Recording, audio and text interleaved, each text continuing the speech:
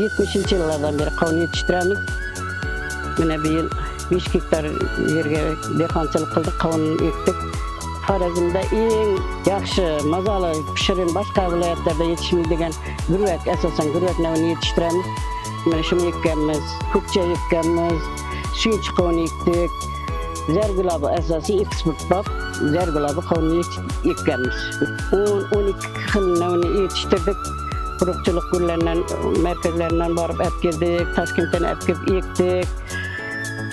Mesela bularni burkella deymiz, suyunchi deymiz.